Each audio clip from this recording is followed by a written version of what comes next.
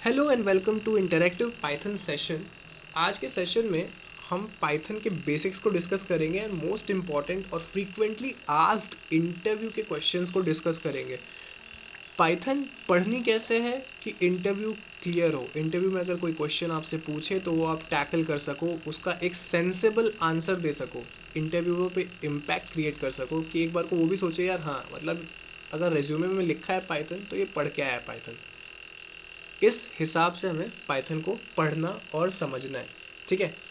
तो practical approach से ज़्यादा हम यहाँ पे मतलब आज के सेशन में थोड़ा उस तरफ ध्यान देंगे कि लाइक क्वेश्चंस कैसे कैसे बन सकते हैं और आपको आंसर किस टाइप से देना होता है उन क्वेश्चंस का, ठीक है।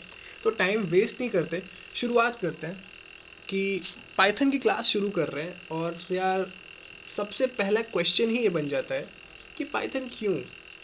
और यहाँ पे एक चीज़ ध्यान देना, पाइथन क्या नहीं, पाइथन क्यों। वाई पूछ रहा हूँ, वॉट नहीं, ठीक है। तो इसका आंसर बेसिक है और एकदम सिंपल है। अगर आपसे कोई पूछ रहा है कि आप पाइथन क्यों चूज़ किए, पाइथन चूज़ करने के पीछे का आपका मोटिव क्या था, तो आप उसको कैसे एक्सप्लेन कर सकते हो, एक सेंसेबल आंसर कैसे दे सकते हो कि सर पाइथन ईजी होती है जावा से इसलिए, या फिर कि सर उसके जो लाइन ऑफ कोड होते हैं वो जावा के लाइन ऑफ कोड से बहुत कम होते हैं इसलिए। नहीं, this is the wrong way. Python की रिलेवेंसी को समझाने के लिए मैं आपको एक छोटा सा एग्जाम्पल देता हूँ, उसके बाद आंसर आपके पास खुद ब खुद एक तैयार हो जाएगा, ठीक है। एक टर्म होता है, एक टेक्निकल टर्म होता है जिसको हम बोलते हैं प्रोग्रामिंग पैराडिम।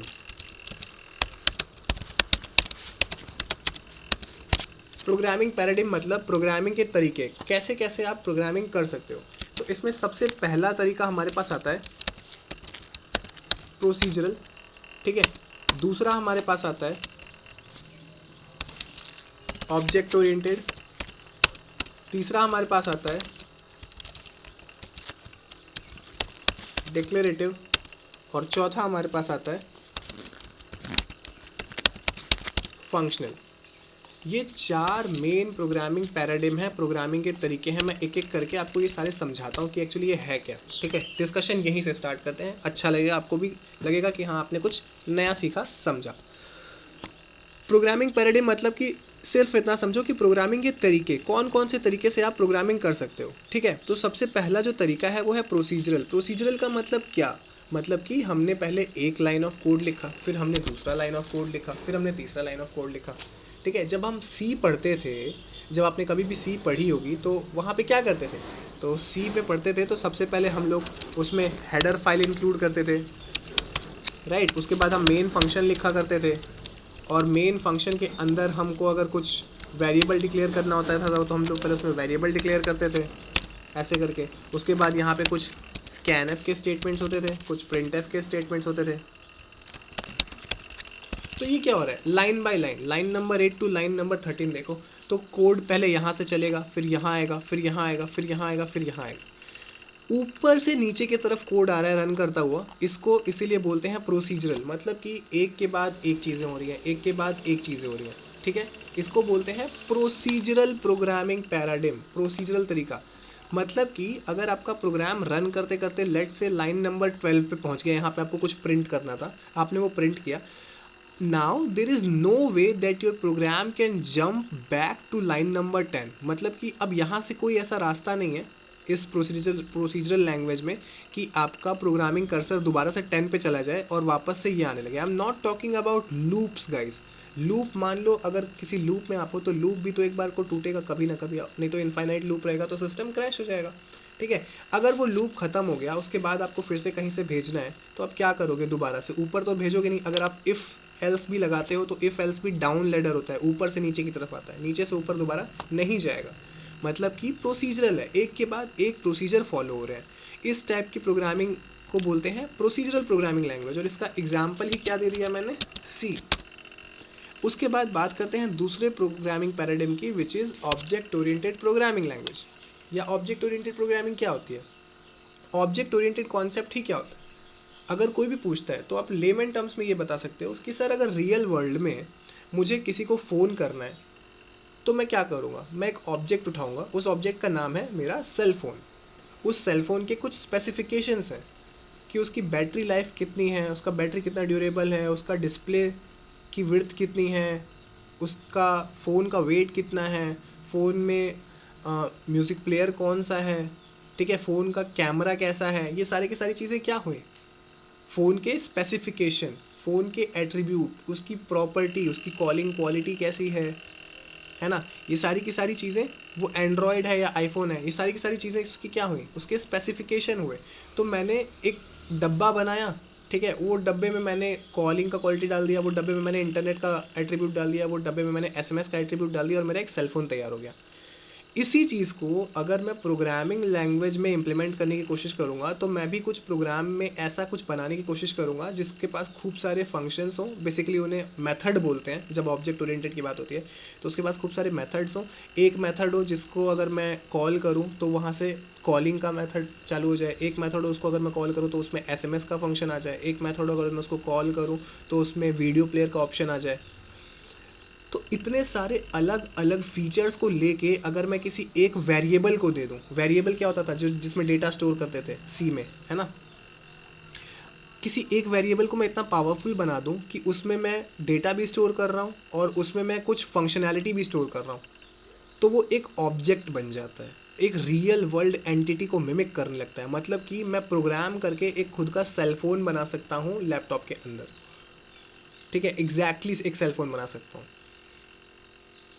तो हर वो चीज़, सेल फ़ोन हुआ, ठीक है, आपका कैंटीन का मेनू कार्ड हुआ, मेस का मेनू कार्ड हुआ, मेनू कार्ड भी आपका एक ऑब्जेक्ट होगा, एक ऐसा ऑब्जेक्ट जिसके अंदर कई सारे आइटम्स की लिस्ट है और हर आइटम के लिए एक प्राइस डिफाइन है कि अगर ये फूड है तो उसका ये प्राइस है।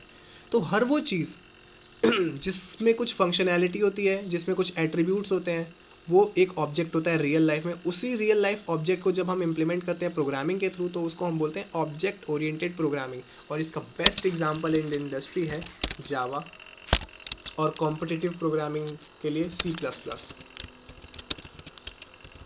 ठीक है, अब बात करते हैं डिक्लेरेटिव की। डिक्लेरेटिव प्रोग्रामिंग लैंग्वेज सबसे ज़्यादा यूज़ होती है आर्टिफिशियल इंटेलिजेंस में। वहाँ पे बेसिकली क्या होता है, डिक्लेरेटिव में हम पहले कुछ रूल्स डिक्लेयर कर देते हैं। आपने रीजनिंग में ब्लड रिलेशंस पढ़ा होगा, लाइक अगर ए बी का मामा है, बी सी की चाची है, तो मतलब और कोई ए सी का क्या लगेगा, ऐसा कुछ कॉन्सेप्ट होता है ब्लड रिलेशन में, ठीक है। वो ऐसा ही कुछ कॉन्सेप्ट होता है डिक्लेरेटिव में भी। हम यहाँ पे लिख देते हैं if A is a boy, if B is a girl, if A is like father of B and there is a C which is daughter of B, then what is the relation between A and C? कुछ ऐसा, कुछ blood relation या फिर कुछ logical relation, blood relation नहीं बोलूँगा, कुछ logical relations हम लोग डिफाइन कर देते हैं। उसके बाद हम उन रिलेशंस के दम पे कुछ और रिलेशंस फाइंड करने की कोशिश करते हैं, वो होती है डिक्लेरेटिव प्रोग्रामिंग। और इसका एग्जाम्पल होता है, अगर आपने पढ़ा नहीं होगा तो आप आगे पढ़ोगे अपने कॉलेज में, आपको पढ़ाया जाएगा प्रोलॉग। इसकी प्रॉपर लैब होगी आपकी आपको ये कोडिंग करनी सिखाई जाएगी प्रोलॉग की, और प्रोलॉग को कैसे यूज़ करते हैं। बहुत ज़्यादा यूज़ होता है ये उसमें डिस्क्रीट मैथमेटिक्स में, और डिस्क्रीट मैथमेटिक्स में फंक्शनल प्रोग्रामिंग भी यूज़ होती है, जहाँ पे एक कॉन्सेप्ट होता है फंक्शनल प्रोग्रामिंग में कि आप हर चीज़ के एक फंक्शन बनाते हो और उन फंक्शंस को आप कॉल करते हो ना। What is function? Function is just a collection of statements. अब हमारे पास जो सी में जो प्रोसीजर हम लोग लिख रहे थे, सी में जो इतना भी कोडिंग हम कर रहे थे, वो सारा का सारा कोड उठा के किस में डालते थे, मेन में डालते थे। मेन फंक्शन होता था, उस मेन फंक्शन में डालते थे, ठीक है, और सिस्टम क्या करता था, मेन फंक्शन को कॉल कर लेता था। ऐसे ही फंक्शनल प्रोग्रामिंग भी होती है, प्रोसीजरल नहीं होती है, बट कई सारे फंक्शंस बना दिए जाते हैं और उन फंक्शन को कॉल कर करके हम काम निकालते हैं। इसका बेस्ट एग्जाम्पल है हमारे पास Scala, Lisp, JavaScript and all, ठीक है। तो ये 4 पैराडिम है, 4 तरीके हैं बहुत बेसिक से जिनसे हम प्रोग्रामिंग करते हैं, ठीक है। हमने सी देखा, हमने C++ देखा, प्रोलॉग देखा, लिस्प देखा। तो सर अब आपने इतनी सारी चीज़ें बता तो दी, लेकिन अब इनका पाइथन से क्या लेना देना है? तो पाइथन से लेना देना ये है कि बस जस्ट थिंक कि पाइथन इसमें से कौन से ऑप्शन में जाएगा। पाइथन यहाँ पे आएगा, या फिर ऑब्जेक्ट ओरिएंटेड में आएगा, या फिर डिक्लेरेटिव में आएगा, या फंक्शनल में आएगा। बहुत सारे स्टूडेंट्स बोलेंगे कि सर पाइथन ऑब्जेक्ट ओरिएंटेड है, पाइथन यहाँ पे आएगा, and the actual answer is Python यहाँ भी आएगा, पाइथन ऑब्जेक्ट ओरिएंटेड में भी आएगा, पाइथन यहाँ भी आएगा, और पाइथन फंक्शनल में भी आएगा। This is the power of Python. Python इतना ज़्यादा डाइवर्स है कि मैं पाइथन को कहीं भी यूज़ कर सकता हूँ। पाइथन से मैं प्रोसीजरल प्रोग्रामिंग कोडिंग भी कर सकता हूँ, पाइथन से मैं ऑब्जेक्ट ओरिएंटेड भी कर सकता हूँ, डिक्लेरेटिव और फंक्शनल जो सबसे ज़्यादा आर्टिफिशियल इंटेलिजेंस के लिए यूज़ होते हैं। एंड कोई डिनाई ये फैक्ट नहीं कर सकता कि अगर बात आर्टिफिशियल इंटेलिजेंस की हो रही है तो हम उसमें पाइथन इंक्लूड नहीं कर सकते। बिना आर्टिफिशियल पाइथन के बिना पाइथन के आर्टिफिशियल इंटेलिजेंस बहुत बोरिंग है, क्योंकि पाइथन के पास खुद के प्री डिफाइंड फंक्शंस इतने ज़्यादा है ना कि हर कॉम्प्लेक्स काम को वो बहुत सिंपल बना देती है। तो यार अब अगर बाकी प्रोग्रामिंग लैंग्वेज की बात करें तो देखो सी यहाँ फिट हो जाती है, जावा यहाँ फिट हो जाती है, कुछ प्रोलॉग है वो यहाँ फिट हो जाती है, एक लिस्प नाम की लैंग्वेज है वो इस कंडीशन में फिट होती है। लेकिन पाइथन इकलौती एक ऐसी लैंग्वेज है जो हर पैराडिम में फिट हो रही है। So if someone asks you कि why Python, you can answer कि यार हर पैराडिम में फिट होती है, मैं हर टाइप की प्रोग्रामिंग कर सकता हूँ पाइथन से। That is Y Python, that is Y I chose Python. So this is the first interview question जो बहुत इंपॉर्टेंट है, बहुत जनरल है। अगर आप रिज्यूमे में पाइथन लिखोगे तो आपसे इंटरव्यूअर डेफिनेटली पूछ सकता है कि आपने पाइथन को क्यों चुना। तो आप कभी भी ये नहीं बोलोगे कि सर उसके लाइन ऑफ कोड बहुत कम होते हैं या फिर सर वो बहुत ईजी होती है। आप एक सेंसेबल आंसर दोगे बिकॉज वो हर प्रोग्रामिंग पैराडिम में फिट हो जाता है सर। उससे मैं प्रोसीजरल कोडिंग कर सकता हूँ, उससे मैं ऊप्स कोडिंग कर सकता हूँ, उससे मैं डिक्लेरेटिव प्रोग्रामिंग कर सकता हूँ, उससे मैं फंक्शनल प्रोग्रामिंग कर सकता हूँ, और ये चारों टर्म्स भी अब आपको पता है। तो this thing will create an impact सामने वाले पे कि हाँ मतलब मैंने इससे एक नॉर्मल सा क्वेश्चन पूछा बट उसका भी इसने इतना टेक्निकल आंसर दिया, और which is true, which is actually true. ठीक है, तो ये चीज़ आपको ध्यान में रखनी है, ये चीज़ आप हमेशा ध्यान में रखोगे। That was the question number 1। अब बात करते हैं कि ठीक है अगर लोग पूछते हैं कि भाई पाइथन का सबसे ज़्यादा कॉम्पिटिटिव प्रोग्रामिंग लैंग्वेज कौन सा है, तो जावा है। और अगर आप एक बात बताएं तो जावा यहाँ तो फिट नहीं होगी, लेकिन जावा को हम यहाँ भी फिट कर सकते हैं। तो जावा से हम ऑब्जेक्ट ओरिएंटेड प्रोग्रामिंग भी करते हैं और जावा से हम प्रोसीजरल भी करते हैं। तो बहुत हद तक ये पाइथन के पास पहुंच रहा है। आर्टिफिशियल इंटेलिजेंस में बहुत ज़्यादा नहीं उखाड़ा है जावा ने, जो फैक्ट है वो फैक्ट है, इसलिए मैं इसको यहाँ पे इंक्लूड नहीं कर रहा हूँ। बहुत सारे लोग इंक्लूड करेंगे लेकिन मैं नहीं कर रहा। ठीक है, फिर भी अगर कोई यहाँ पे इंक्लूड कर लेता है जावा कि अरे थोड़ी बहुत कोडिंग तो आर्टिफिशियल इंटेलिजेंस की हो जाती है जावा में, तो फिर अब वो बोलेगा कि यार पाइथन भी है और जावा भी है। तब अब आपने इन दोनों में से क्यों Python, why Python, Python is better, Python better क्यों है जावा से। तो अब इसको देखते हैं। इसका आंसर देने के लिए ना ज़रा समझते हैं कि एग्जीक्यूशन प्रोसेस क्या है। जो पाइथन है वो यूज़ करता है इंटरप्रेटर, और जो जावा है वो यूज़ करता है compiler. Again to alien terms, बहुत बेसिक है। फर्स्ट ईयर में इंटरप्रेटर कंपाइलर का डिफरेंस पता हो जाता है इंजीनियरिंग ग्रेजुएट्स को। फिर भी अगर आपको नहीं पता कि ये दोनों चीज़ें हैं क्या, तो ये दोनों काम सेम करते हैं। मैं आपको बताता हूँ क्या है। हम कोड लिखते हैं, अगर हम सी में अगर हमें कुछ प्रिंट करना होता था तो हम लिखते थे प्रिंट एफ, देन उसके बाद यहाँ पे कुछ अगर नंबर प्रिंट करना है तो %d, और उसके बाद यहाँ पे हम वेरिएबल का नाम लिखते थे और ऐसे एंड में सेमीकोलन लगाते थे। ऐसा कुछ करके हम कुछ नंबर प्रिंट कराने की कोशिश करते थे सी में।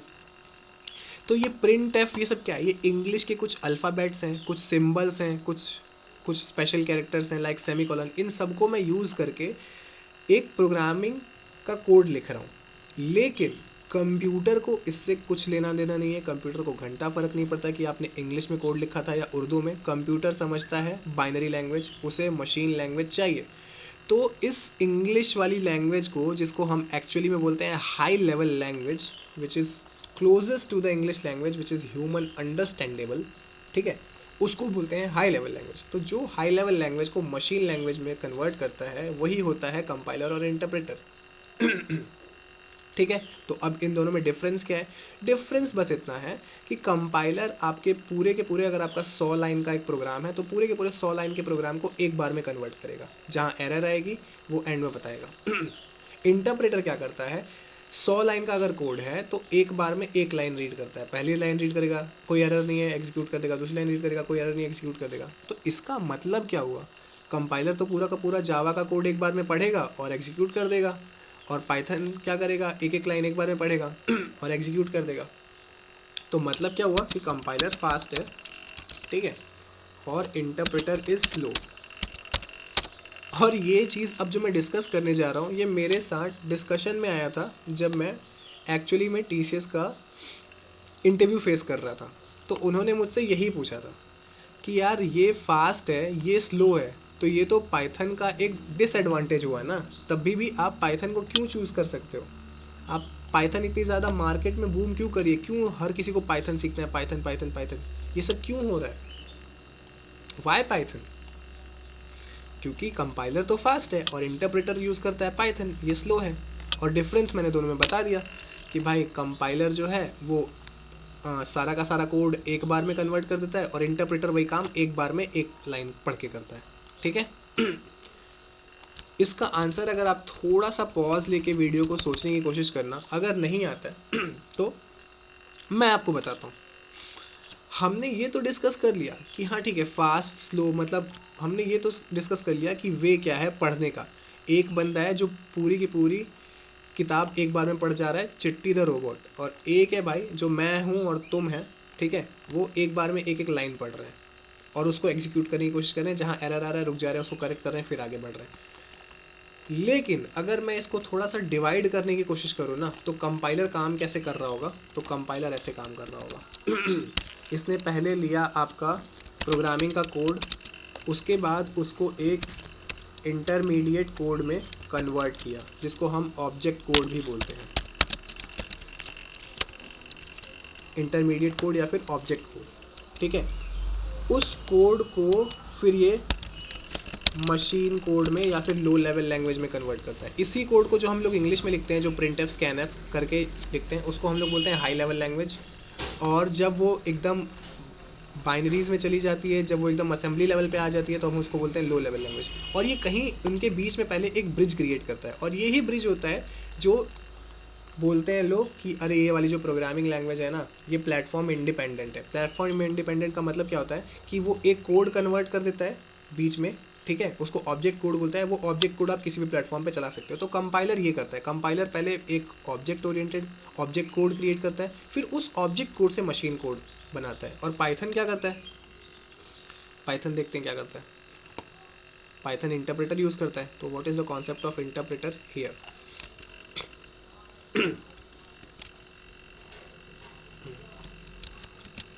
तो इंटरप्रेटर पहले कोड उठाता है, उसके बाद ये वाला हिस्सा ही गायब कर देता है और कहता है कि मैं डायरेक्ट मशीन कोड में कन्वर्ट कर दूंगा। ठीक है, तो ये कोड उठाता है और direct high level to low level language में कन्वर्ट करता है। और ये कोड उठाता है, high level to low level language में कन्वर्ट करने से पहले एक स्टेशन पे रुकता है और यहाँ पे कुछ काम करता है। क्यों? उसको प्लेटफॉर्म इंडिपेंडेंट बनाना होता है। लेकिन इंटरप्रेटर की जो टेक्नोलॉजी होती है, इंटरप्रेटर बोलता है कि प्लेटफॉर्म इंडिपेंडेंट नहीं, मैं अपना वर्चुअल मशीन लेके चलता हूँ और मैं यहाँ पे डायरेक्ट हाई लेवल लैंग्वेज को लो लेवल लैंग्वेज में कन्वर्ट कर रहा हूँ। अब इससे फ़ायदा क्या हुआ? फास्ट स्लो का फ़ायदा नहीं हुआ। फ़ायदा ये हुआ कि यार इतना जो काम आप कर रहे हो, ठीक है, इस काम को करने के लिए जगह भी तो चाहिए, जिस जगह को हम लोग लैंग्वेज में बोलते हैं मेमोरी। इस काम को करने के लिए जितनी मेमोरी खर्च हो रही है बिना मतलब की, पाइथन कहता है कि सर मेमोरी महंगी है, मेमोरी इज़ एक्सपेंसिव, और मैं मेमोरी पे खर्चा नहीं करूँगा। मैं आपको वही काम करके दूंगा बिल्कुल मिनिमल मेमोरी में। मैं एकदम मेमोरी एफिशिएंट हूँ। और आज का जो कॉन्सेप्ट है आईटी फील्ड का, वो पूरा का पूरा कॉन्सेप्ट डेटा ड्रिवन है। और डेटा को स्टोर करने के लिए मेमोरी तो चाहिए ना। तो अगर इतना डेटा स्टोर करना है, हमको इतनी मेमोरी चाहिए, तो फिर मैं मेमोरी कोडिंग में भी क्यों खर्च करूँ बिना मतलब का। So Python is one of the most efficient programming language when it comes to the memory management part. Memory management की जहाँ भी बात आएगी, पाइथन का कोई सानी नहीं है दूर दूर तक। That is why we choose Python over Java. ठीक है, स्लो है मानता हूँ, बट स्लो इतनी भी नहीं है कि आपके काम ना हो। स्लो इन द सेंस हम यहाँ पे मिली सेकेंड्स की बात कर रहे हैं, माइक्रो सेकेंड्स, मिली सेकेंड्स की बात कर रहे हैं हम यहाँ पे। ठीक है, हम यहाँ पे आवर की नहीं कि वो एक काम 1 घंटे में करती है, नहीं, बहुत ही माइनर सा लाइक चेंज होता है स्पीड में, लेकिन हमें एक बहुत एफिशिएंट चीज़ भी तो मिल रही है ना, मेमोरी मैनेजमेंट। यार यहाँ पे पहले जो कंपाइलर होता है वो आपको आपके जो हाई लेवल कोड है उसको लो लेवल कोड में कन्वर्ट करने से पहले उसको बीच में एक इंटरमीडिएट ऑब्जेक्ट कोड बनाता है। ठीक है, बट वहाँ पे जब इंटरप्रेटर की बात आती है, जो पाइथन यूज़ कर रहा है, वहाँ पे ये चीज़ है ही नहीं। तो ये एक बहुत इम्पॉर्टेंट क्वेश्चन है जो कि पूछा जाता है इंटरव्यू में।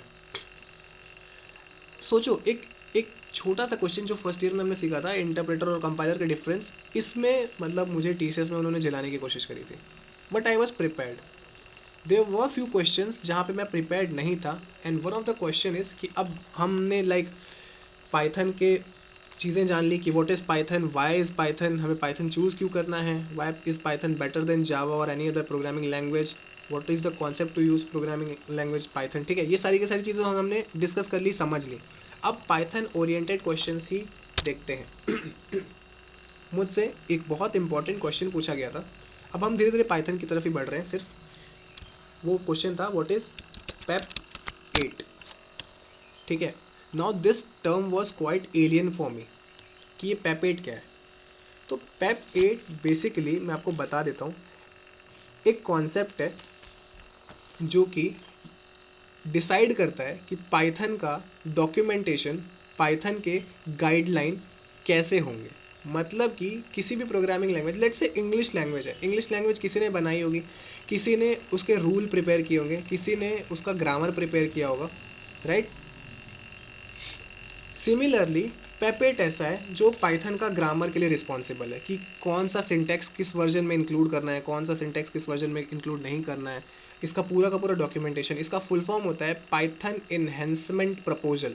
तो कभी भी अगर पाइथन का एक अपडेट आ रहा है मार्केट में, लेट्स से कोई पाइथन 2.7 बहुत दिनों तक यूज़ किया लोगों ने, उसके बाद पाइथन 3.5 आया स्टेबल वर्जन मार्केट में, ठीक है, तो पाइथन 3.5 यूज़ किया लोगों ने। तो अब 2.7 से 3.5 पे जब हमने माइग्रेट किया तो हमने क्या क्या चीज़ें उसमें नई ऐड ऑन की, क्या क्या चीज़ें हमने छोड़ी, ये सारी की सारी गाइडलाइंस हमें कौन बताएगा।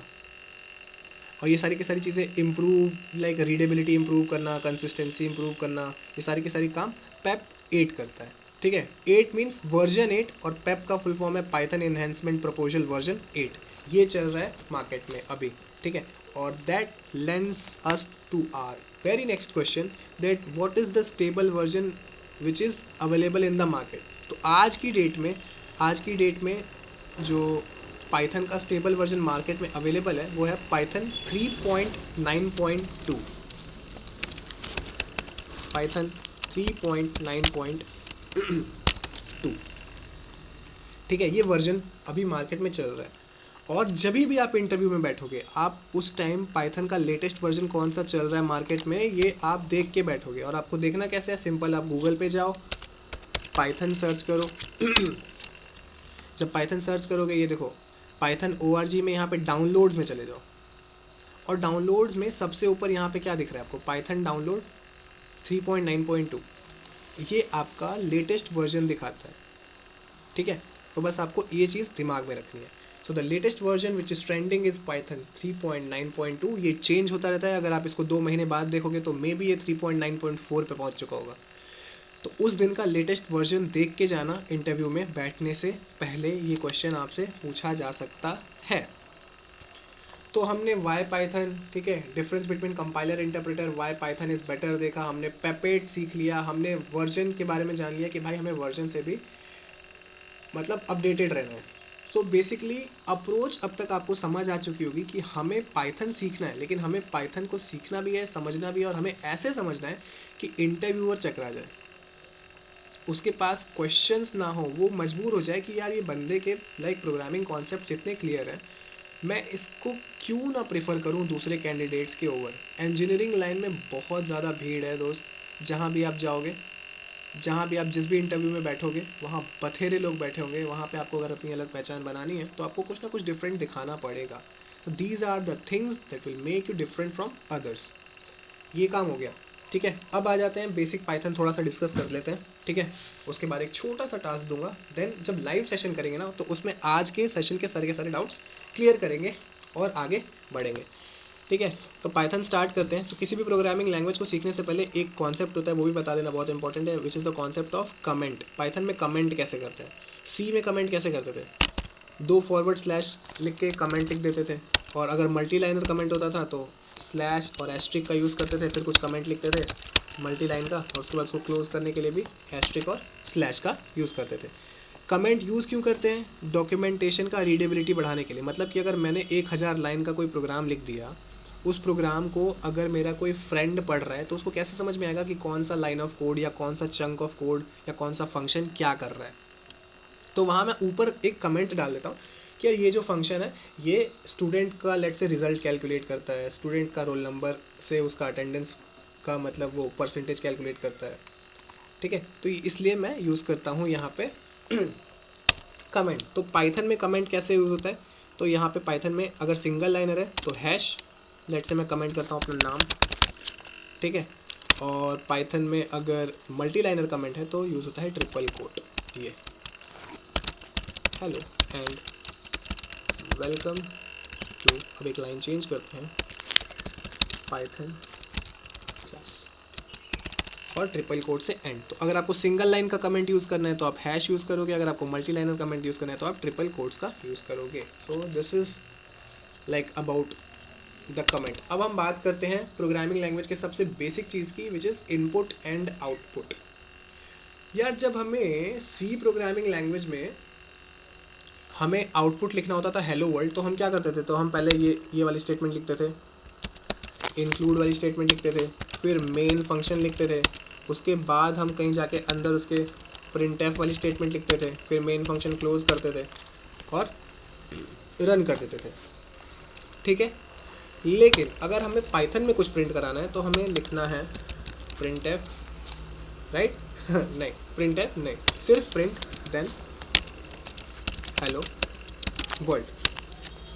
अच्छा, ये जो ब्रैकेट्स होते हैं, ठीक है, इनको जो पैरेंथेसिस बोलते हैं, ये क्या दर्शाते हैं, ये दिखाते हैं कि यार ये जो प्रिंट है ये एक फंक्शन है, इस फंक्शन के अंदर मैंने एक पैरामीटर डाला और वो पैरामीटर इस फंक्शन में जाके क्या होगा, प्रिंट हो जाएगा। प्रिंट स्टेटमेंट एक प्री डिफाइंड फंक्शन है, जैसे कि स्कैनफ और प्रिंटफ था सी में, ठीक है। तो आउटपुट देने के लिए हमारे पास पाइथन में है प्रिंट स्टेटमेंट। जब हम इसको रन करेंगे तो यहाँ पे देखो आपको एक आउटपुट आ जाएगा हेलो वर्ल्ड का। बहुत सारे प्री डिफाइंड फंक्शन है और पाइथन में जितने प्री डिफाइंड फंक्शन है उतना किसी प्रोग्रामिंग लैंग्वेज में प्री डिफाइंड फंक्शन नहीं है। पाइथन में लाइक लिस्ट को सॉर्ट तक कर देने के प्री डिफाइंड फंक्शन है, उनको रिवर्स करने के प्री डिफाइंड फंक्शंस हैं। In fact anyways we will talk about those things later, ठीक है। तो यहाँ पे अगर सिर्फ प्रिंट करना है कुछ भी स्क्रीन पे तो हमें एक छोटा सा सिंटैक्स बस लिखना होता है, प्रिंट हेलो वर्ल्ड। ये तो कमेंट है, इसको आप हटा सकते हो। सिर्फ और सिर्फ प्रिंट हेलो वर्ल्ड हमने लिख दिया और काम हो गया।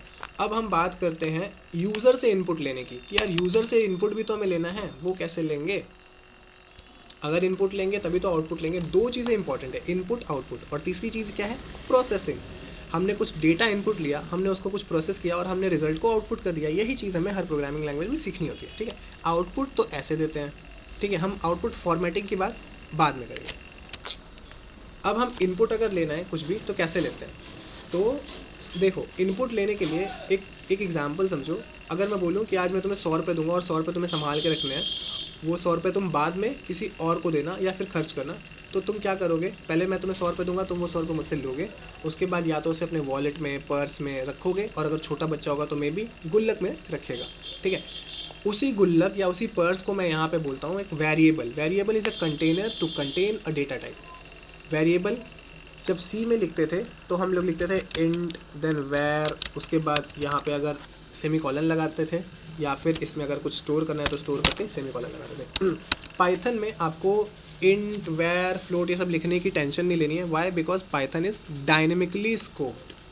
पाइथन में आप सिर्फ इतना लिख दोगे वेर 0, और सेमीकोलन पाइथन में नहीं होता है, सेमीकोलन हटा दिया गया है। आपने ध्यान दिया होगा जब मैंने प्रिंट हेलो वर्ल्ड लिखा था तो मैंने सिर्फ प्रिंट हेलो वर्ल्ड लिखा था, ठीक है। यहाँ से सेमीकोलन मैंने हटा दिया था,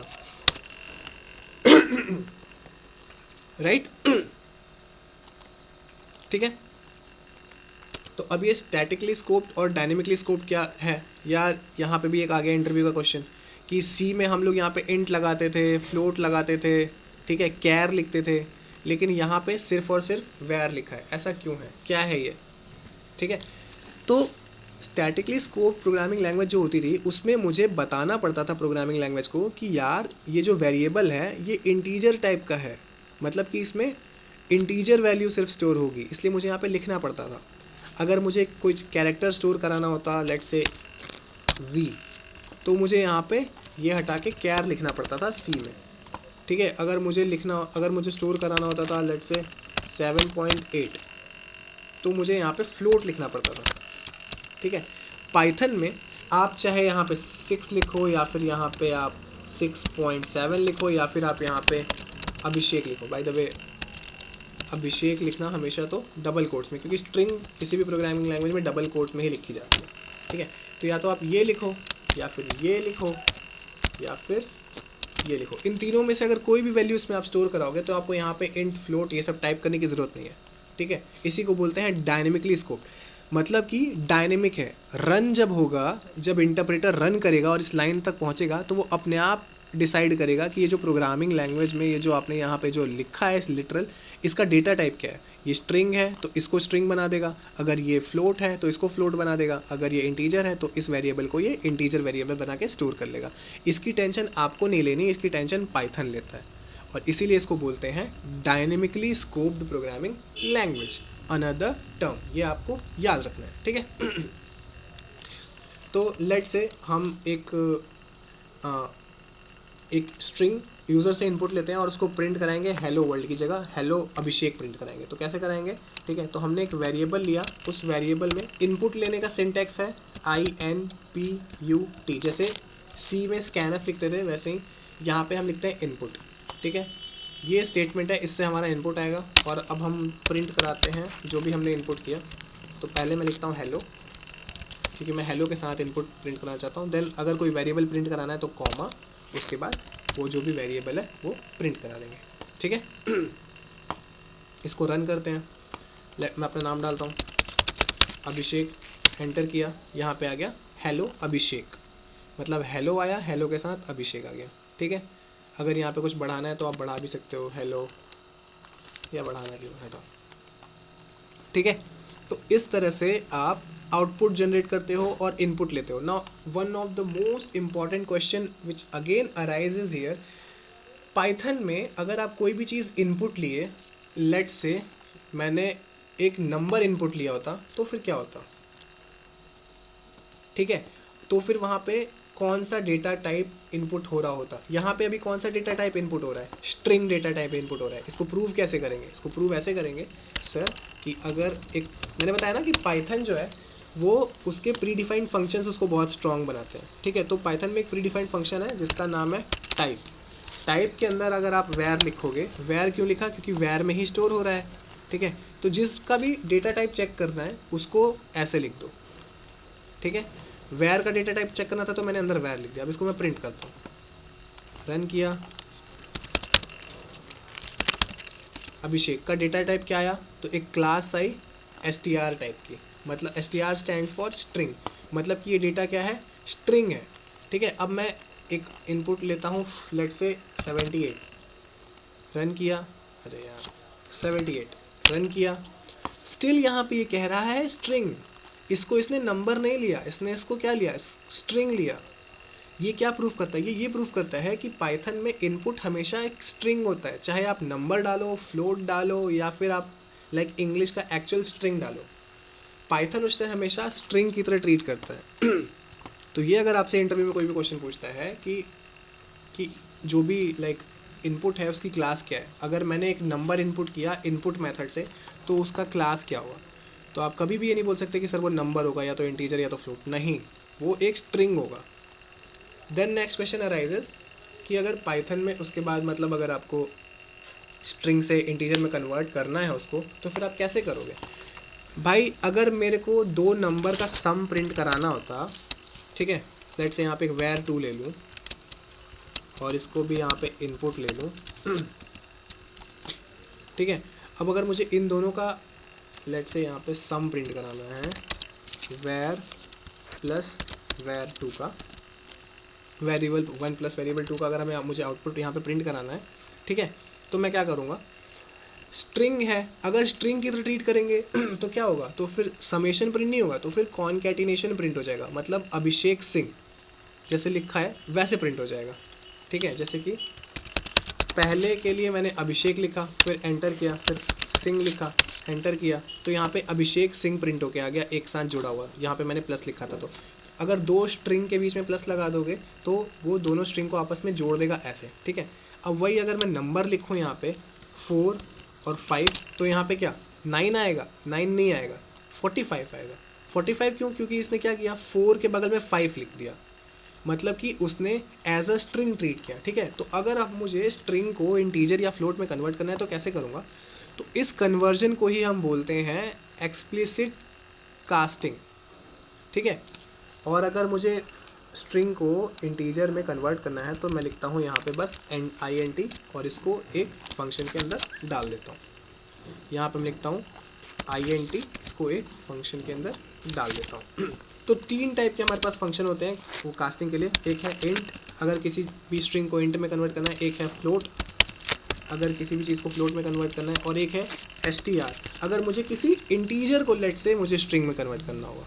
मैं चाहता हूँ 5 को मैं स्ट्रिंग की तरह यूज़ करना, मैं उसका सम नहीं करना, मुझे कॉन्कैटिनेट करना है, तो ये उसको मैं str में कन्वर्ट कर सकता हूँ। तो ये 3 चीज़ें हैं, ये 3 चीज़ें आप नोट करके रखेंगे हमेशा। ठीक है, अब हम इन 2 नंबर का इनपुट लेते हैं और अब हम इनको प्रिंट कराने की कोशिश करते हैं। So 4 + 5 here now we can see is 9।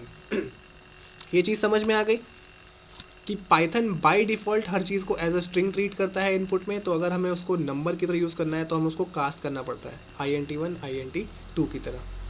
ठीक है, अगर यही फ्लोट लेना होता तो हम यहाँ पे फ्लोट ले लेते थे। ठीक है, नाउ अब आपको यहाँ पे मैं एक टास्क दे रहा हूँ। टास्क आपका ये है कि जो भी ये जो हमने ये 3 चीज़ें देखी, अब आप क्या करोगे, आप 2 नंबर लोगे। ठीक है, 2 इंटीजर नंबर को, फिर एक इंटीजर एक फ्लोट को, एक इंटीजर एक स्ट्रिंग को, फिर ऐसे ही एक फ्लोट एक स्ट्रिंग को, एक फ्लोट एक इंटीजर को, एक स्ट्रिंग को एक स्ट्रिंग के साथ। ये सारे के सारे कॉम्बिनेशंस आप ट्राई करोगे। लाइक आपको यहाँ पे ऐसे करना है, मैं कुछ इस टाइप की बात कर रहा हूँ कि मतलब आपने एक नंबर स्ट्रिंग ले लिया और एक नंबर आपने इंटीजर ही रहने दिया। अब इन दोनों का इनपुट करा के आपने नंबर इनपुट कराया और आपने उसको प्रिंट कराया। ठीक है, तो आउटपुट क्या आया? ये मैं प्रैक्टिस इसलिए करवा रहा हूँ क्योंकि ये कई बार कोड स्निपेट में पूछा जाता है, TCS कोड निंजा के या फिर इन्फोसिस या फिर विप्रो के भी लाइक एग्जाम्स में बहुत बार पूछा जाता है। ठीक है, कोड स्निपेट वाले क्वेश्चंस आते हैं ना, उसमें पूछा जाता है। तो आप अलग अलग कॉम्बिनेशन ट्राई करना। कभी आपने यहाँ इंट कर दिया और यहाँ पे फ्लोट कर दिया, कभी आपने नीचे कुछ नहीं किया। देखो स्ट्रिंग बाय डिफ़ॉल्ट होता है, इसलिए मैं यहाँ पे str नहीं लिख रहा हूँ। अगर तुम str लिखोगे यहाँ पे तब भी कोई दिक्कत नहीं होगा, but by default Python as a string treat करता है, इसलिए मैं str लिखने की ज़रूरत नहीं पड़ती है। ठीक है, तो ये सारे के सारे कॉम्बिनेशन आपको देखने हैं, आपको लिखने हैं, और आपको ये देखना है कौन कौन से लाइक कॉम्बिनेशन में क्या क्या आंसर आ रहा है, कौन कौन से कॉम्बिनेशन में एरर आ रही है, कौन कौन से कॉम्बिनेशन में कुछ आउटपुट ही नहीं आ रहा है, क्या सीन है। ये सारे का सारा हम देखेंगे और पहले आप करके लाओगे नेक्स्ट क्लास से पहले। ठीक है, तो ये सारे के सारे आपको मुश्किल से 15 से 20 मिनट लगेंगे कॉम्बिनेशंस फाइंड करके सारे के सारे आउटपुट्स चेक करने में। ठीक, अब एक बार रिकॉल करते हैं कि आज हमने सीखा क्या क्या। आज हमने सीखा कि वाई पाइथन। ठीक है, देन हमने सीखा कि क्योंकि वॉट पाइथन में इसलिए नहीं सीखा क्योंकि वॉट पाइथन में आपको पता है कि हाँ पाइथन एक प्रोग्रामिंग लैंग्वेज है। ठीक है, इससे ज़्यादा बात ही खत्म। प्रोग्रामिंग किस टाइप की है, तो हर टाइप की प्रोग्रामिंग पैराडिग्म में फिट हो जाती है, ऑब्जेक्ट ओरिएंटेड में भी फिट हो जाती है, प्रोसीजरल में भी फिट हो जाती है। ये वाई की बात आ गई। उसके बाद हमने सीखा कि यूज़ कौन सा टूल करता है, तो इंटरप्रेटर यूज़ करता है। जावा क्या यूज़ करता है, जावा कंपाइलर यूज़ करता है। दोनों में डिफरेंस क्या है, दोनों में डिफरेंस हमने देख लिया। ठीक है, कि जो कंपाइलर है वो पूरे के पूरे कोड को एक बार में कन्वर्ट कर देता है, लेकिन एक इंटरमीडिएट कोड जनरेट करता है। पाइथन का जो इंटरप्रेटर होता है वो पूरे के पूरे कोड को लाइन बाय लाइन कन्वर्ट करता है, लेकिन कोई भी इंटरमीडिएट कोड जनरेट नहीं करता है। उसके बाद हमने देखा PEP 8, फिर हमने वर्जन के बारे में समझा कि वर्जन जानना क्यों इंपॉर्टेंट है। उसके बाद हमने इनपुट आउटपुट के ज़रिए से 2 कॉन्सेप्ट समझे, एक कास्टिंग का कॉन्सेप्ट, ठीक है, टाइप कास्टिंग का, और एक कॉन्सेप्ट हमने समझा डायनेमिकली स्कोप लैंग्वेजेस का और स्टैटिक स्कोप लैंग्वेजेस का। तो इतनी सारी चीज़ें हमने सीखी। अब एक और चीज़ आपको समझ में आ गई होगी कि अगर पाइथन डायनेमिकली स्कोप थी, मतलब मुझे यहाँ पे इंट फ्लोट ये सब वेरिएबल को लिखना नहीं पड़ता, बताना नहीं पड़ता, और लेकिन जावा में तो हमको लिखना पड़ता था ना, वेरिएबल से पहले int फ्लोट ये सब लिखना पड़ता था, स्ट्रिंग लिखना पड़ता था। तो इस मामले में पाइथन बेटर है। ठीक है, सिर्फ और सिर्फ जब इनपुट लेते हैं तो by default as a string input जा रहा है, बस उसको कन्वर्ट करने के लिए वो चीज़ तो आपको कहीं भी किसी भी प्रोग्रामिंग लैंग्वेज में करना पड़ता था। आप कन्वर्जन जब करते थे तो यार आप जावा में भी कन्वर्ट करते थे। ठीक है, वो चीज़ आप पाइथन में भी कर रहे हो, लेकिन आपको जब पाइथन को जब असाइन करना है किसी भी वेरिएबल में तो वहाँ पे आपको इंट विंट लिखने की जरूरत नहीं पड़ती है। तो ये एक प्लस पॉइंट हो गया हमारे पास पाइथन का एक और। सो इस हिसाब से हमें पढ़ना है। ओके, नेक्स्ट क्लास से पहले जो टास्क मैंने अभी आपको दिया है सारे के सारे कॉम्बिनेशन फाइंड करके आप उसको लिख के ले आना। उसके बाद नेक्स्ट क्लास में हम डिस्कशन को आगे बढ़ाएंगे। So that's it for the video.